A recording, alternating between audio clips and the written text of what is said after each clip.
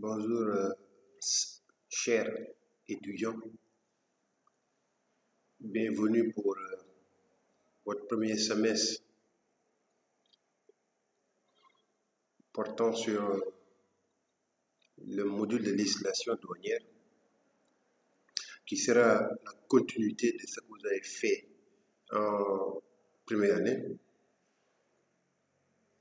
Dans ce module de législation douanière, on va essayer de travailler essentiellement sur les régimes douaniers.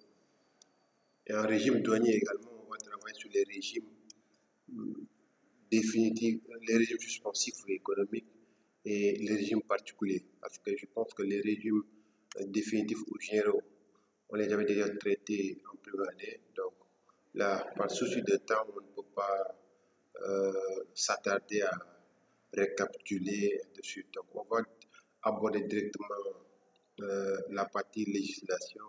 On va travailler essentiellement sur les régimes suspensifs ou économiques et les régimes particuliers.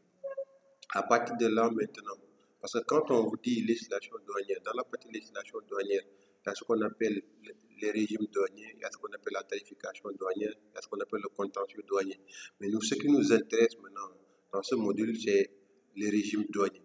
Alors, c'est la raison pour laquelle nous allons commencer d'abord par définir le régime douanier, c'est quoi. On commence d'abord par dire que c'est la loi douanière sénégalaise qui a fait obligation à ce que tout importateur et exportateur puisse conduire et présenter ses marchandises en douane sous peine de sanctions.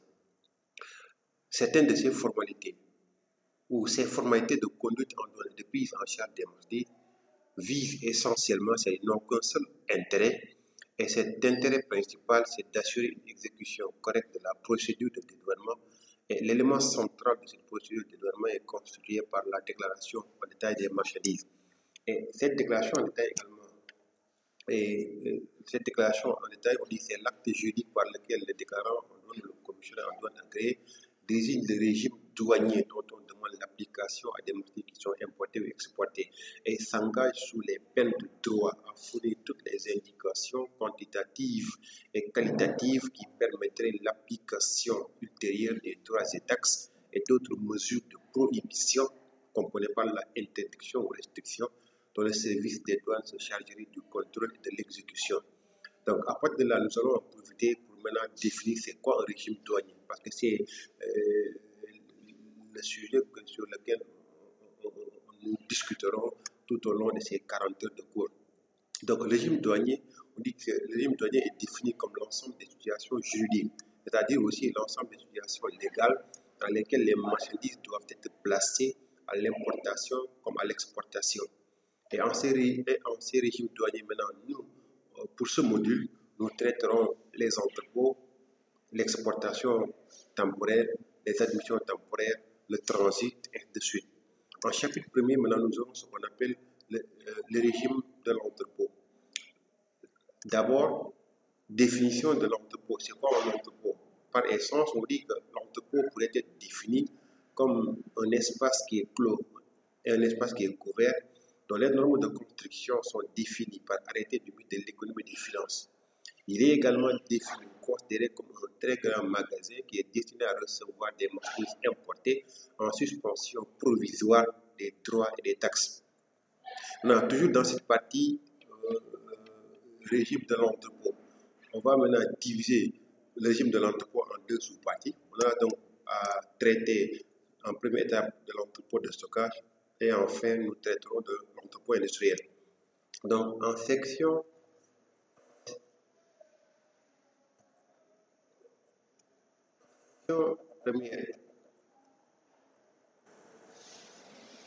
première, maintenant nous avons ce qu'on appelle le régime de l'entrepôt de stockage.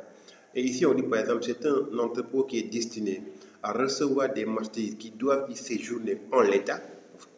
Séjourner en l'état va signifier ne subir aucune transformation, ne subir aucune ouvraison, donc pendant toute la durée de son séjour. Donc, c'est un entrepôt destiné à recevoir des marchandises qui doivent y séjourner en l'état sans transformation ou ouvraison, afin d'être réexpédiés plus tard à l'étranger ou bien déclarés pour la mise à la consommation à l'intérieur du pays. Et ici, après cette définition, nous allons maintenant distinguer trois types d'entrepôts de stockage. On a donc ce qu'on appelle en premier l'entrepôt privé ou fictif, qui va être caractérisé de privé banal ou privé particulier. Quand l'entrepôt privé est banal, ça signifie par exemple qu'il est ouvert à plusieurs opérateurs, mais quand l'entrepôt privé est particulier, c'est-à-dire qu'il est réservé à un seul opérateur. Il y a ce qu'on appelle l'entrepôt public ou réel, enfin, il y a ce qu'on appelle l'entrepôt spécial. Et là aussi, par exemple, suite logique, nous démarrons avec l'entrepôt privé ou fictif. On dit que l'entrepôt privé ou fictif reçoit, par exemple, des marchés qui y séjournent en suspension provisoire des droits et taxes et d'autres mesures de prohibition, interdiction ou restriction. Il peut être caractérisé de privé particulier, c'est-à-dire réservé à un seul opérateur, ou privé banal, c'est-à-dire réservé à plusieurs opérateurs. En principe, l'entrepôt privé n'est autorisé que dans des localités où il y a des bureaux de douane. Mais le directeur général des douanes peut exceptionnellement, donc à titre exceptionnel, autoriser la création d'entrepôts privés dans des localités où il n'y a pas de bureau de douane. Dans tous les cas, l'entrepôt privé est établi sur la base d'un engagement cautionné dans l'entreprise, le gérant, qui doit, donc ici le gérant doit en première étape se soumettre aux prescriptions légales et réglementaires régissant ce régime. Deuxième étape, se soumettre au paiement des droits et taxes ultérieurement, mais aussi pénalités, amendes en cas d'infraction douanière. Les locaux de l'entrepôt privé sont fermés à double clé, dont l'une est détenue par le service des douanes. Donc les entrepôts, il faut les fermer à deux clés. Maintenant, une clé va être remise à l'entrepositaire et l'autre clé, maintenant, on va remettre au service des douanes qui leur permettra maintenant d'opérer ce qu'on appelle des visites inopinées. Par visites inopinées, vous comprenez des visites surprises. Maintenant, entrée et séjour en entrepôt privé. Les marchandises admises en entrepôt fictif doivent faire l'objet d'une déclaration dénommée acquis à caution. L'acquis à caution est défini comme étant un engagement solidaire de l'entreprise, de sa banque et éventuellement du transitaire à respecter les conditions découlant de ce régime et sont suspendus provisoirement des droits et taxes à l'exclusion du COSEC au cas où la marchandise est transportée par voie maritime.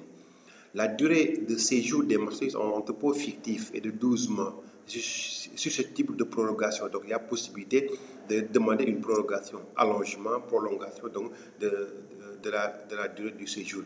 Les marchandises entreposées doivent être correctement alloties en fonction de leur nominé, documents de prise en charge. Le service des douanes peut procéder à des visites inopinées. C'est ce que je disais tout à l'heure, visite surprise, pour s'assurer de la présence effective des marchandises en entrepôt. Parce qu'on considère par fiction juridique que les marchandises admises en entrepôt sont en dehors du territoire douanier national. Donc la fiction juridique considère des marchandises admises en entrepôt comme étant en dehors du territoire douanier sénégalais. Plus tard, on vous dira pourquoi. Après, on a ce qu'on appelle les déficits en entrepôt fictif. En déficit en entrepôt fictif, maintenant, on dira les déficits en entrepôt fictif provenant des vols, même prouvés, ne sont pas admis en franchise. Ici, c'est un peu compliqué parce qu'on dit, par exemple, lorsque les marchandises sont admises en entrepôt fictif, donc il y a certains cas lorsqu'ils surviennent, la partie maintenant va être admise en franchise, c'est-à-dire par exemple exonération de droits et taxes, donc il n'y a pas d'amende, il n'y a pas de pénalité. Mais sur ces facteurs-là, le vol a été exclu. Il y a ce qu'on appelle les facteurs naturels, peut-être de disparition de marchandises, mais en ces facteurs naturels de disparition de marchandises, la législation douanière a exclu totalement donc, le vol. C'est pourquoi on a dit les déficits en entrepôt privé provenant des vols, même prouvés, ne sont pas admis en franchise. Ils sont soumis au paiement de droits et taxes ou de la valeur s'il s'agit de marchandises prohibées. Toutefois, les déficits provenant des causes naturelles sont admis au non-paiement de droits et taxes ou de la valeur. Sortie maintenant, parce qu'après séjour, forcément, après le séjour en entrepôt fictif devrait maintenant sortir. Maintenant, on dit à la sortie de l'entrepôt fictif, les marchandises peuvent être déclarées pour la mise à la consommation ou pour la réexportation vers l'étranger si elles ne sont pas mutées dans un autre entrepôt. Donc, la mutation d'entrepôt, vous allez comprendre, un transfert de marchandises d'un entrepôt A vers un entrepôt B. Donc, on parle maintenant de mutation d'entrepôt. La mutation donc, est définie comme un transfert de marchandises d'un entrepôt à un autre. Lorsque les marchandises sont placées pour la mise à la consommation, alors elles doivent acquitter les droits et taxes en vigueur à la sortie d'entrepôt sur la base de leur valeur. à cette période. Lorsqu'elles sont déclarées pour la réexportation, alors elles sont définitivement dispensées des droits et des taxes. Là également, je vais récapituler pour être encore beaucoup plus clair. Après le séjour des marchandises en entrepôt fictif, lorsqu'on décide maintenant de les placer pour la mise à la consommation, nous avons en tant que déclarant l'obligation d'établir la déclaration en détail de mise à la consommation. Forcément, là, on aura une mise à la consommation indirecte, parce que la marchandise d'abord a séjourné dans un régime suspensif, puis maintenant déclaré pour la mise à la consommation. Donc on a une consommation indirecte. Il faut établir la valeur en donne pour la mise à la consommation, mais pour l'application des droits et taxes, on va se baser sur les taux, n'est-ce pas, des droits et taxes qui sont en vigueur à la période où on établit la déclaration de mise à la consommation. Donc c'est la raison pour laquelle on a dit qu'on va se baser sur les taux de sortie et les valeurs également à la date de la sortie. Lorsque maintenant les marchandises après le séjour en entrepôt sont placées pour la réexportation, là on dit maintenant les droits et taxes maintenant sont définitivement exonérés, donc il y a exonération totale. MDT réexportation, nous mettons purement et simplement néant. Maintenant, après l'entrepôt fictif, nous abordons maintenant l'entrepôt spécial. Cet entrepôt est ouvert aux marchandises dangereuses dont la présence en entrepôt fictif ou réel présente des dangers pour elle-même ou bien les autres types de marchandises. Et là, on peut en citer par exemple ce qu'on appelle les produits pétroliers, les hydrocarbures, les produits chimiques, et ainsi de suite. Donc, c'est des produits qui sont dangereux pour elles-mêmes ou dangereux pour les autres marchandises pendant leur cohabitation. Donc, il faut les mettre dans des entrepôts spéciaux. Aux marchandises également, dont la conservation nécessite des installations et précautions spéciales, le tabac, les produits pétroliers et des points de suspension. L'autorisation d'ouvrir un entrepôt spécial est accordée par le ministre des Finances sous couvert de la Direction générale des douanes. L'entrepôt spécial est fermé à double clé, tout est fermé à deux clés. Une clé on remet au service des douanes et l'autre clé maintenant est remise à l'entrepositaire. L'octroi du bénéfice de l'entrepôt spécial est subordonné à la souscription d'un engagement cautionné par l'entreprise, le garant, de se soumettre maintenant sous peine de droit aux prescriptions légales et réglementaires concernant ce régime. En remarque, ou bien en nota bene, cet engagement est pris maintenant sur chaque déclaration d'entrée en entrepôt spécial. La durée de séjour des marchandises en entrepôt spécial est de 12 mois, toujours avec possibilité de prorogation, allongement, augmentation des séjours. Maintenant, pendant le séjour des marchandises en entrepôt spécial, il y a certaines manipulations de marchandises qui sont autorisées. Donc, mais ces manipulations maintenant autorisées sont fixées maintenant par arrêté du ministre de l'économie et des finances, le réparage ou la réparation par exemple des emballages, la réparation des étiquettes et ainsi de suite. Donc ce sont ou le dépoussiérage des colis. Voilà par exemple ces manipulations qui sont autorisées. Voilà, le déficit de l'entrepôt spécial. L'entrepositaire est tenu de payer les droits et taxes et les pénalités amendes exigibles sur les marchandises qui disparaissent pendant leur séjour en entrepôt spécial.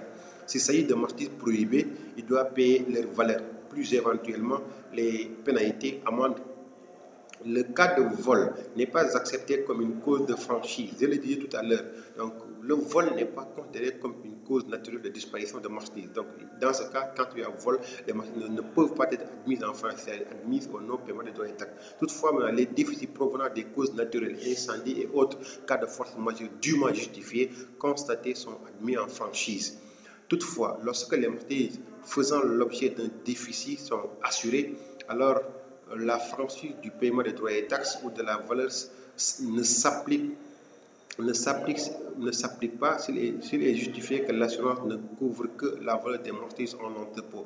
Sortie de l'entrepôt spécial.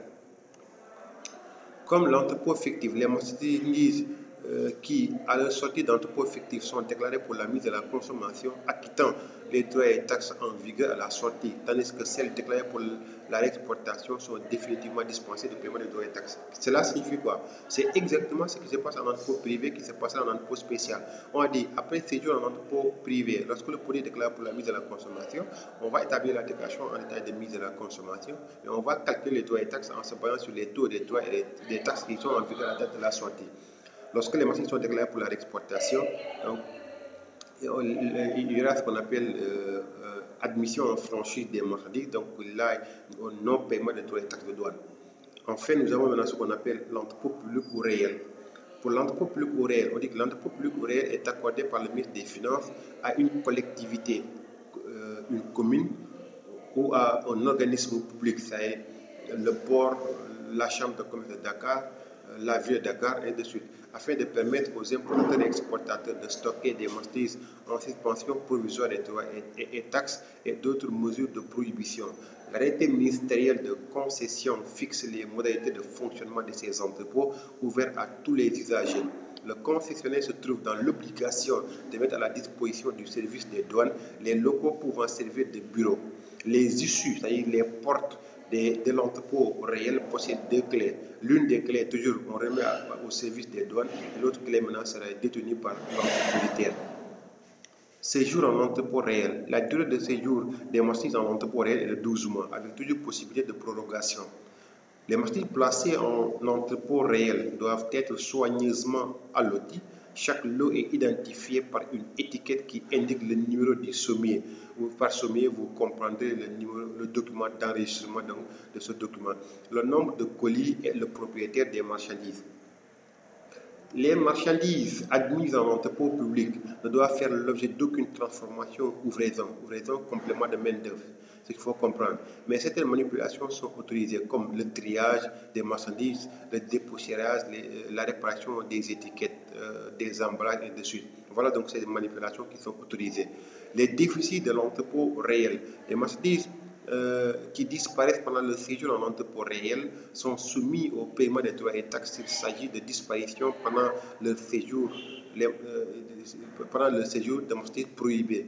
L'entrepôt serait tenu de payer leur valeur plus éventuellement les pénalités amendes. Sortie maintenant de l'entrepôt réel.